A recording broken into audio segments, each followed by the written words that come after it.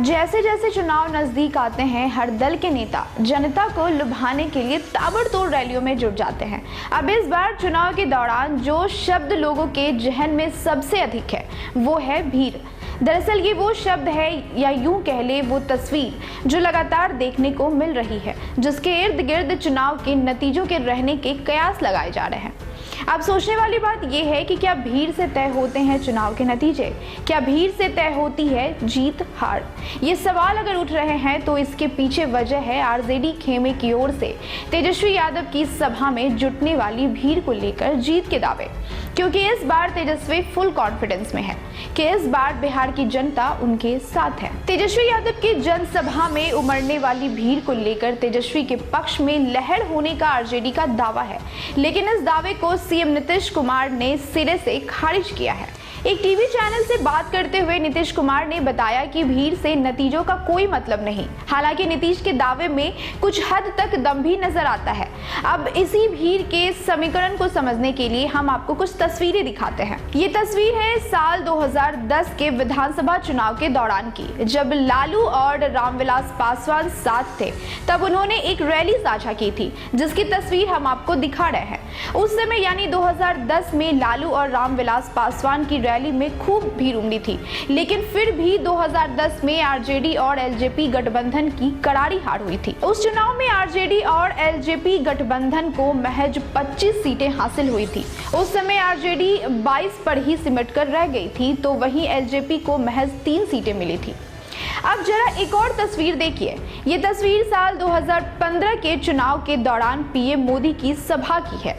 साल 2015 में पीएम मोदी की हर जनसभा में खूब भीड़ उमड़ी थी, लेकिन फिर भी एनडीए की करारी हार हुई थी। उस चुनाव में बीजेपी को सिर्फ 53 सीटें मिली थी। हालांकि वोट प्रतिशत में बीजेपी ने बाजी मारी थी और लगभग 25% वोट बीजेपी को मिले थे। अब आप खुद सोच सकते हैं कि इन दोनों चुनावों से साफ है कि भीड़ को चुनाव के नतीजों का पैमाना नहीं माना जा सकता। हालांकि हर चुनाव में भीड़ को लेकर जीत के दावे सभी दिग्गज करते हैं। एक तरफ जहां तेजस्वी यादव भीड़ के जरिए सत्ता परिवर्तन का दावा करते हैं, तो वहीं पीएम मोदी भी अपनी रैलियों में उमड़ी भीड़ को एनडीए की जीत के तौर पर पेश करते हैं। खैर, वैसे सवाल ये भी है कि चुनावी सभा में आने वाली भीड़ में किस तरह के लोग होते हैं, कौन लोग होते हैं, नेताओं की कौन सी बात अच्छी लग जाती है। इसके साथ ही जो सबसे बड़ा सवाल लोगों के मन में होता है वो ये कि वर्तमान सरकार ने उनकी बेहतरी के लिए क्या किया है। अब इसी कड़ी में सीएम नीतीश कुमार ने एक इंटरव्यू में सवाल उठाए हैं कि आखिर तेजस्वी की सभा में आने वाली भीड़ में कौन लोग होते हैं। अब नीतीश के इसी सवाल का जवाब समझने के लिए तेजस्वी की सभा में उमड़ी भीड़ और नीतीश की सभा में उमड़ी भीड़ को समझना होगा। तेजस्वी की सभा में भीड़ ज्यादा आक्रामक होती है, शोर करती नजर आती है। अब ये इसलिए भी हो सकते हैं क्योंकि तेजस्वी के फैन फॉलोइंग ज्यादा है और नीतीश की सभा में भीड़ शांत रहती है। इधर आरजेडी का मुस्लिम यादव वोट बेस मुखर बन जाता है, नीतीश का वोटर बेस ईबीसी शांत माना जाता है। अब दोनों के सभाओं में छोटी छोटी चीजों पर ध्यान देते हैं। तेजस्वी की सभा में लाल झंडा लहराते वामपंथी समर्थक भी रहते हैं। नीतीश की सभा में कोर एनडीए समर्थक और वोटर रहते हैं। तेजस्वी की सभा में भीड़ बिल्कुल मंच के पास रहती है। नीतीश की सभा में मंच से करीब 25 मीटर दूर भीड़ रहती है। दूरी रहने से कैमरे में भीड़ कम नजर आती है।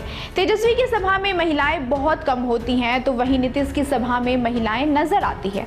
अब भीड़ को लेकर दावों के बीच सवाल ये भी है कि क्या भीड़ में आने वाले लोग भाषण सुनकर अपना वोट तय करते हैं या फिर उनके वोट का मुद्दा कुछ अलग होता है।